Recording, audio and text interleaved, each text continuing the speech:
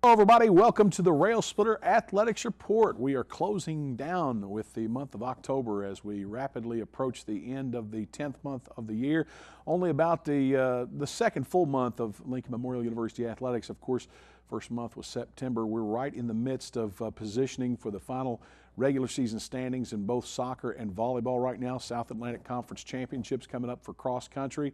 And we're going to talk about all that tonight, as well as the past week in Lincoln Memorial University Athletics, the weeks ahead for those teams, and of course for the LMU basketball teams. That's going to be coming up. We'll be talking about them a little bit toward the end of the show about getting involved with their preseason practice and the upcoming schedules, which will start somewhere in mid-November.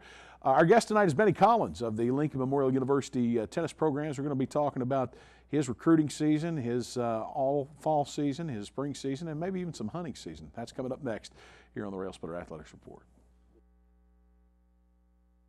We have a big problem, and we need your help. It's happening on college campuses, at bars, at parties, even in high schools. It's happening to our sisters and our daughters, our wives and our friends. It's called sexual assault, and it has to stop. We have to stop it. So listen up. If she doesn't consent, or if she can't consent, it's rape, it's assault. It's a crime. It's wrong. If I saw it happening, I was taught you have to do something about it. If I saw it happening, I speak up. If I saw it happening, I'd never blame her. I'd help her. Because I don't want to be a part of the problem. I want to be a part of the solution. We need all of you to be part of the solution. This is about respect. It's about responsibility. It's up to all of us to put an end to sexual assault. And that starts with you. Because one is too many.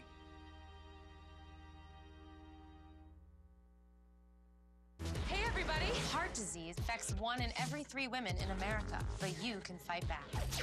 There's no time to lose. Mothers, sisters, daughters, families, and friends, it's time to shout louder, stand stronger, and demand change. Let's go! To the Batmobile! Dang it. To the invisible jet! Dang it. Together, we can put an end to heart disease. It's time to go red for women. I could use your help. Yeah! Learn more from the American Heart Association at www.goredforwomen.org. Whether institutional case good or architectural woodwork, Nolan Products Incorporated of Knoxville has been serving East Tennessee, Southwest Virginia, and Southeast Kentucky since 1958. From concept to finish, Nolan Products custom builds to the highest quality standards to meet your facility specifications while using only the finest materials available. Nolan Products has been serving and meeting the needs and requirements of general contractors and architects in East Tennessee and surrounding area for more than 55 years. Nolan Products Incorporated, 912 4th Science Street Northeast, Knoxville. Welcome back to the show. We got a lot to talk about, so let's get started. Participating in an uncharacteristic Friday event, the Lincoln Memorial University cross-country teams last week traveled to Wilmington, Ohio to participate in the Jenna Strong Fall Classic as the final event on the regular season schedule and in preparation for the upcoming South Atlantic Conference Championships to be held in Salisbury, North Carolina, November 8th. The LMU men's cross-country team finished 15th among the 38 teams running in the race while completing the 8K course with an average time of 27:28:85. The Lady Railsplitters turned in a 13th place finish among the 43 teams running in the 5K event while crossing the tape with a total time of 1:41:11:84. Both teams will now use the next 2 weeks to prepare for the SAC Championship, in which all 12 league teams will be participating. The event will get underway at 9 a.m. November 8th in Salisbury and will be hosted this year by Catawba College. And last week, the Lady Railsplitter volleyball team played host to the Indians of Catawba College on Friday evening. Although Catawba entered their final regular season match with LMU struggling with their overall and conference records, the evening's match was anything but easy for the Lady Railsplitters. LMU turned in a 25-19 victory in the opening set before narrowly edging the Catawba Indians in set 2 and 3, 25-21 and 25-22, to take a 3-0 win over Catawba. While the victory went into the win column for the Lady Railsplitters, after the match, when we talked with head coach Jenny Michael, she felt that there was still a lot of improvement, room for improvement, that is, with her team's overall effort. A fantastic team, but they went through struggles at points. They went through periods where they were making a lot of errors. They weren't necessarily ramming the ball back at us. And I agree, you know, when they had the opportunity, when they got fired up, you know, and they had a nice little group of fans here, You know, they were getting rowdy, they were getting after the official, and you know, when they were doing that and when they stepped up their energy and their excitement, it was nice to see that we responded as well. You know, that being said, that's something that we have got to get better at, is not allowing the other side to dictate what we are doing, good or bad. You know, we can't just rely on emotion from the other team or from our crowd. We need to be more intrinsically motivated and able to produce. On Saturday, again, the LMU women played at home in the Mary E. Mars Gymnasium, this time against the Royals of Queens University. And as the situation would have it, this time the Lady Railsplitters came out with fire in their eyes and extra energy in their swing when they dropped Queens quickly in the opening 2 sets, 25-14 and 25-16, to put their opponents on the ropes heading into their final 3rd set. But that's when the LMU women hit a wall. Queens had a new sense of urgency of its own in set 3 and outlasted the Lady Railsplitters in a grueling 25-23 decision. The 4th set didn't go any better for LMU as Queens was able to even the match by hammering out a 25-21 win to push the match to a 5th and deciding battle. Realizing the issue had gone longer than it should have, the Lady Railsplitters were able to take an 8-3 lead by the time the teams changed sides of the net, and then kept the momentum going for the remainder of the points when they rolled over the Royals 15-6 for the 3-2 South Atlantic Conference victory. After the match, Adam Haley and Mike Smith again talked with Jenny Michael about Saturday's win. Any night that we can escape with a win in this conference, we will take it, say thank you, and run out of the gym. So we, you know, we talked about it, you know, kind of alluding to it last night, and just, you know, this is a very dangerous team. You know, I was talking with their coaches, you know, prior to the match, and I had to be really honest with them. I felt like they had one of, you know, the top offenses in the conference when they're on. You know, what they've struggled with is something that we've been struggling with as well, is just consistency. So we came into it and we really wanted to be aggressive and win the battle of serve and serve receive. And, you know, looking at that 4th set, I mean, you know, you start off with a serving error. How do you win the battle of serve and serve receive when you start off a freaking match or a set with a serving error? It's like, so that really just kind of set that tone for that whole set, and or maybe that was set 3. I don't remember which one it was, but one of the ones over here. You know, so that was really what we were trying to be aggressive at, because we knew if we give them, you know, a cupcake over the net, they're just going to ram it down our throat. They are very athletic, whether they're young or not. They are extremely athletic. They're extremely explosive in their offense. They try to run a very, very fast tempo. And if we make it easy for them to do that, honestly, their offense is way better than ours, and there's no way that we can compete with it. So we had to win that battle in ball control, and you know, got a little lucky at some points, but I think in the end we were able to win that battle for sure.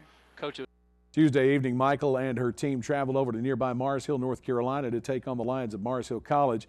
Although the LMU women won their conference regular season opener against Tony Fontenelle and the Lions early this season, Tuesday's match proved to be a little tougher objective to achieve than that the LMU squeezed out a 3-2 come from behind decision, losing the opening set 22-25 and winning sets 2 and 3, 25-11, 25-22, before losing in set 4 19-25 and rolling over the Lions 15-4 in the final set to win the match. Now 14-9 overall and 10-5 in the South Atlantic Conference. The LMU women will again be at home this Friday and Saturday when they play host to Lenoir-Rhyne University and the Tornadoes of Brevard College. Friday evening's match with the Bears gets underway at 7 p.m., while Saturday's final regular season meeting with the Tornadoes is set for a 2 o'clock first serve. Turning to women's soccer, while preparing for his Saturday matches with Anderson, head coach Helio Dana may have had to conduct business as usual, but preparing the field for their bout with the Trojans was another matter in and of itself due to the large amounts of rainfall received throughout the tri-state area last week. On Friday, Dana had a helicopter fly in from Sevierville, Tennessee to hover the field for more than an hour and a half in an effort to help dry the surface enough to make playable conditions for Saturday's matches with Anderson. The effort, while extreme, may have arguably been worth the price, as the Lady Railsplitters got their Senior Day festivities started with a 1-0 victory over the Trojans. LMU, the game-winning goal, LMU's game-winning goal, that is, came in the 82nd minute when senior defender Kristen Cook got off second chance on a shot that bounced off the left post less than 10 minutes prior. Cook's strike at the 81-13 mark also hit the left post, but this time bounced diagonally into the back right corner to lift LMU to a 1-0 lead. That lead proved to be enough to push the Lady Railsplitters to victory and to extend their record at that time to 8-2-1 overall and 6-1-1 in South Atlantic Conference play. Better luck on that one. You know, just take shots whenever you can, and hopefully you've got enough practice that eventually one will go in. We've got a lot of work to do. We play a lot of really good teams coming up, but I think if we keep working really hard and play how we have been, I think we'll be fine. Definitely, it's exciting, you know, senior game and everything. My parents are here to come watch, and it's just a really exciting game, good win. Wednesday afternoon, the Lady Railsplitters played host to in-state rival Tusculum College at home at the LMU Soccer Complex in their final regular season home match of the year. The LMU women entered their bout with the Pioneers in a two-way tie for second place in the league standings with league opponents Newberry College, and they were able to do all they could to stay among the top two teams in the conference race with a 2-1 decision over Tusculum. The Pioneers went ahead first in the 33rd minute of the match when Taylor Lewis caught a pass from Jordan Newby, who had entered the game only seconds before. Lewis trapped a pass from the left side and put it in from 5 yards out to give the Pioneers the go-ahead 1-0 lead. After carrying that margin throughout the remainder of the period and for nearly 25 minutes of the second half, LMU senior Nicole McKinney wasn't to be denied the equalizer in the 65th minute of the match when she caught a long pass from teammate Fernanda Miasi and turned and put it in the back corner to even the game at 1-1. Less than 25 minutes later, and with the match looking as though it would go into overtime, McKinney again fought off a defender, took a shot which hit the crossbar and caught the rebound to blow it past the keeper for the 2-1 lead. Despite a furious effort from the Pioneers to tie the match before the end of regulation, the LMU defensive effort held strong, and the LMU women's soccer team captured its 8th straight win without a loss. Now 9-2-1 overall, 7-1-1 in the South Atlantic Conference. The LMU women traveled this Saturday to Salisbury, North Carolina to take on the Indians of Catawba College. While the LMU women are in a three-way tie now for second place in the league standings following Wednesday's match, the Indians are presently in 5th place entering the last week of regular season conference play. Saturday's match is set for a 5:30 start over there in Salisbury.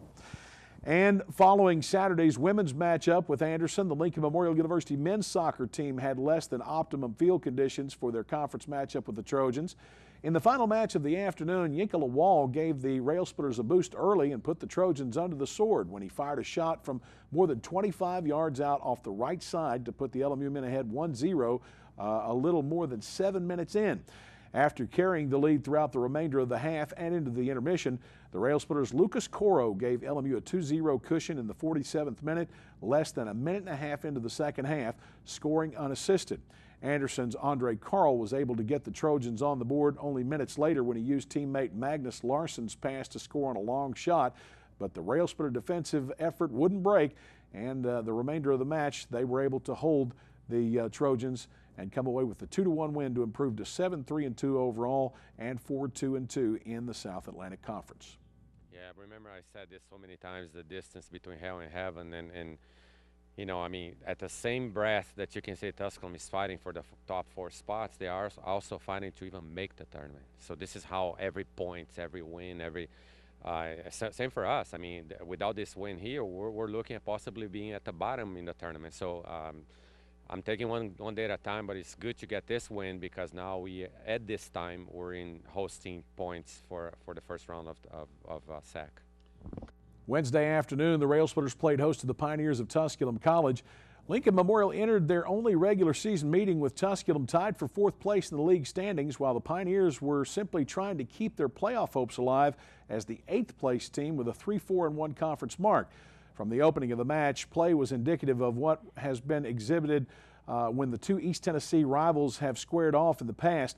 Wednesday's match was very physical with both teams issued a lot of fouls, and both teams at times in the last regulation and in the final overtime nearly got out of hand before the event was decided. After playing the first 54 minutes through a defensive struggle, LMU defender Nathaniel Johnson put in a header off of teammate Yuri Passo's corner kick to give the Railsplitters a 1-0 lead in the 55th minute. The LMU men were cruising along and looked as though they would emerge victorious until the 87th minute when the Pioneers' Jonathan Spencer headed a long throw in from teammate Adam Colbat to even the match just before the end of regulation. LMU, playing without several key offensive and defensive players due to injuries, wasn't able to muster a strong offensive attack during the final 2 overtime periods and relied on the defensive effort in the back to keep the Pioneers out of the frame for the go-ahead. Freshman Nick Spielman, sophomore Hisham Abdelaziz, veteran Nathaniel Johnson, and keeper Marcel Barvanitz, and a host of other defenders for that matter, all upheld the LMU faith and preserved the shutout to prevent the Railsplitters from suffering their 4th loss and their 3rd in conference play. Now 7-3-3 overall and 4-2-3 in league action. The Railsplitters joined the LMU women Saturday when they traveled to Salisbury, North Carolina to take on Catawba College. That'll be under the lights at 8 p.m. The outing is one of 3 matches remaining on LMU's regular season schedule and one of 2 road matches for the Lincoln Memorial University men. All right, that concludes last week in athletics here at Lincoln Memorial University. We're going to take a brief time out. When we come back, we're going to talk with Lincoln Memorial University head tennis coach Benny Collins about his 2014-15 team, their fall season, which is unofficial, and of course the upcoming spring season, and maybe just a wee bit more. That's coming up next here on the Railsplitter Athletics Report. Stay with us. You make me wear my bike helmet. Taught me never to run with scissors. You tell me to stay away from drugs. To always buckle my seatbelt. And to follow the swimming rules. You're always looking out for me and trying to keep me safe. So why do you keep a loaded gun in your drawer? Here in the garage. Closet. Shoe box under the bed. Where anyone can get to it. How safe is that? How safe is that? How safe is that? You asked them to follow some safety rules. Now they're asking you. In fact, they're counting on you. Never let your gun get into the wrong hands. If you own a firearm and are not using it, please be responsible and be sure that it's stored in a safe place. Remember, always lock it up. For more information on firearm storage safety, visit ncpc.org. You can be a hero by being prepared for an emergency. First, make a plan. Call a family meeting to plan for things like how to connect with loved ones after an emergency. There. Or your escape route. I am not fast. Build a kit. When disaster strikes, it's important to have enough supplies to last 3 days. And don't forget the batteries. Low battery. Number 3, know the facts. From blackouts to floods, no matter the emergency, the more you know about it, the better you can deal with it. You're gonna need some upgrades. Number 4, get involved. Lend a hand in your community to help others know their role in an emergency. You guys, do you feel this? We're gonna be heroes! You can be a hero by being prepared. Yes! Visit ready.gov/kids for more preparedness tips. Welcome back to this week's Railsplitter Athletics Report. Benny Collins, head coach of the Lincoln Memorial University tennis teams, joins us in studio. It's been a while since Coach Collins has joined us, but always an interesting conversation whenever we have Coach come in here to talk with us on the Railsplitter Athletics Report. All right, Coach, let's talk about it. You're officially out of your fall practice season, your fall off season. Your teams have played in several events. I think that you had a speed tournament maybe that was, it might have been called off, I don't know, because of the weather. I think some of your players went up to East Tennessee State, went over to Cumberland, to the University of the Cumberland's Fall Classic. What we did, we started out, Rusty, with the LMU speed tournament, and then we had a tournament at Brevard, invitational tournament at Brevard, and then four guys and 3 girls went to the ITA Southeast Regional Tournament in Sumter, South Carolina, which is a big-time tournament. That's you send your better players to that tournament so they can experience what the best teams in our complete region is like. The better players, if you have somebody that goes far enough in that tournament, you can get ranked really high. Last year, Marcelo and Will won some matches down there, and they got ranked pretty high in their doubles effort. So it's a good experience. And then the last tournament we played was the University of Cumberland's tournament at Cumberland College. You and I have talked many times about the overturn of players. When you have outgoing players, obviously you've got a lot of newcomers coming in that are very talented, players that are very skilled and highly touted in terms of their abilities. But a lot of times it takes some getting used to the college level of play, especially when they have to realize they can't overpower every opponent anymore. They've got to come in and play the point out. You got that right, Rusty. You know, these guys come in, the new guys and girls, they're usually very skilled, very highly talented. We got some guys that are very talented this year. But what happens to them, they're not used to playing day after day after day, practicing day after day, training like we train. They don't get hurt, but they get sore. They're not used to that level of training. And you know, in the spring, the weather is so bad. A lot of times you've got your matches scheduled out where you can have a little rest periods, but all of a sudden you're playing these conference matches back to back to back. You got to get them in, and so you've got to be able to play at a high level and step in the next day, the next day, the next day, and keep playing. The good and bad of it is that, you know, freshmen become sophomores, juniors, and unfortunately juniors become seniors, and with that you lose players.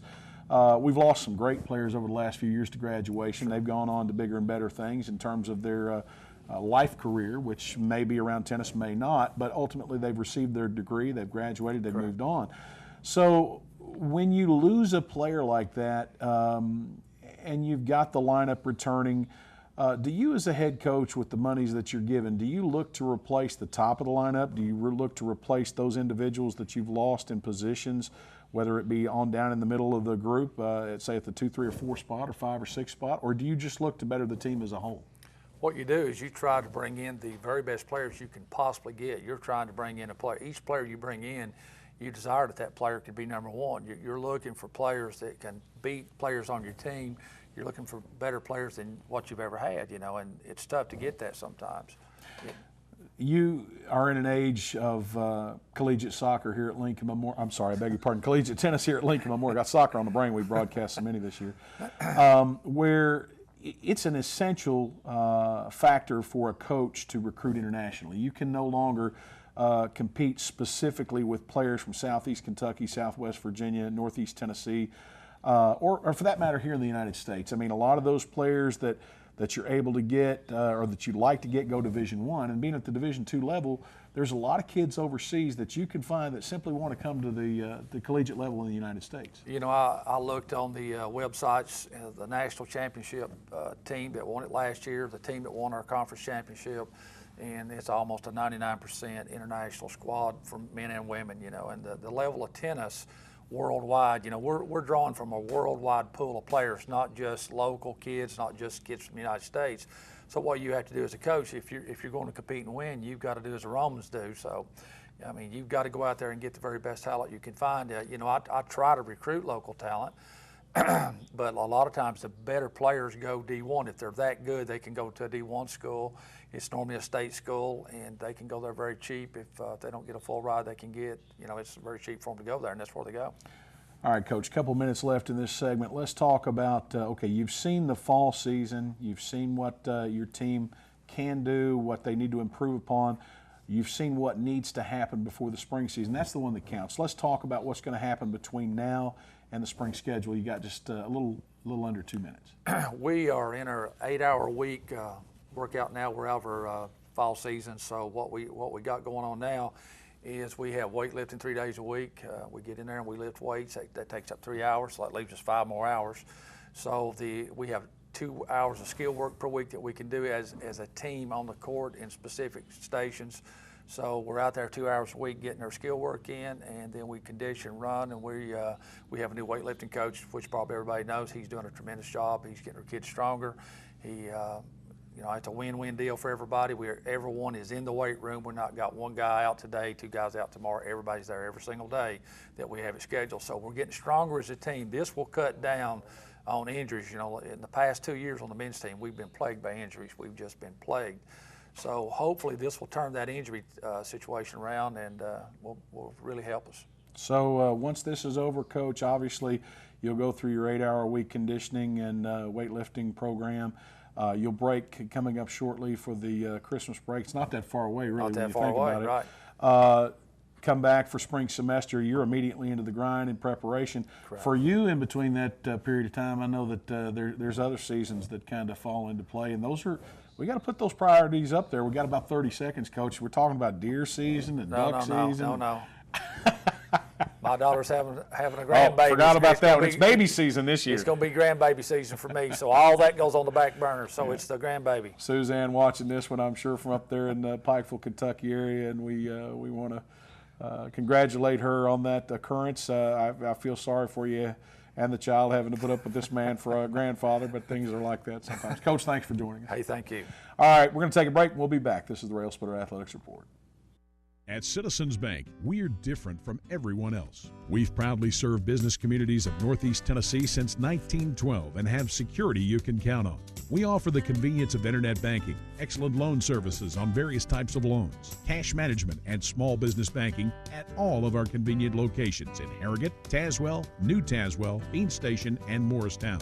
Visit our website to find out more at citizensbanktn.com. Citizens Bank, no more banking as usual. Equal housing lender, member FDIC.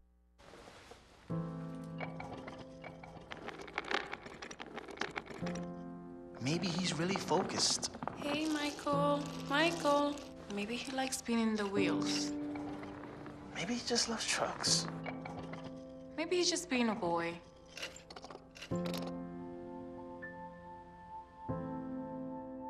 Preoccupation with objects is one early sign of autism. Learn the others today. The sooner it's diagnosed, the better. From commercial to residential, from the basement to the attic, Knoxville Drywall can deliver full-service drywall, insulation, and paint contracting. Knoxville Drywall specializes in new and tenant build-outs, drywall repair, drywall grids, metal stud framing, acoustical ceilings, suspended drywall ceilings, and ceiling and wall texturing and painting. Knoxville Drywall also provides wall-blown insulation for existing walls, attic-blown insulation, wall and ceiling batts insulation, and crawlspace insulation. Knoxville Drywall Incorporated, serving Knoxville and the surrounding area for more than 56 years with outstanding quality and competitive pricing. Whether institutional case good or architectural woodwork, Nolan Products Incorporated of Knoxville has been serving East Tennessee, Southwest Virginia, and Southeast Kentucky since 1958. From concept to finish, Nolan Products custom builds to the highest quality standards to meet your facility specifications while using only the finest materials available. Nolan Products has been serving and meeting the needs and requirements of general contractors and architects in East Tennessee and surrounding area for more than 55 years. Nolan Products Incorporated, 912 4th Side Street Northeast, Knoxville. Big weekend for the Lincoln Memorial University fall athletic teams, at least for soccer and volleyball, as we've already alluded to. The soccer team's on the road this weekend over to Salisbury, North Carolina, taking on Catawba College. Best of luck to Helio Dana and his women and men's soccer teams. They will not play home again unless they secure a berth as one of the top 4 teams at the regular season standings, as one of the top 4 teams to potentially host the quarterfinal round of the SAC soccer tournament. So if the LMU women, who look to be in the driver's seat right now to do that, take one of the top 4 spots, they will host the first round. That'll be on, I believe it's November the 4th. It'll be on a Tuesday, somewhere in that area, so maybe the 3rd. I'm not real sure, but more than likely they will host. The men still have to fight, and that tie on Wednesday didn't really help the cause much with Tusculum, so hopefully they'll be able to take care of business against Catawba and then go to Trevecca next week, win that regional matchup, and then go over to Wingate and pull what might be looked up as an upset. LMU volleyball team at home this weekend again. Lenore Ryan, Brevard College. We want you to come out and show your support for the Lady Railsplitters as they drastically need it. They too are jostling for position and trying to finish as one of the top 4 teams in that tournament that takes the only 8 teams into the league tournament, and that'll be hosted by Catawba as well. That's all the time we got for this week. Until next week, I'm Rusty Peace. Good night, everybody.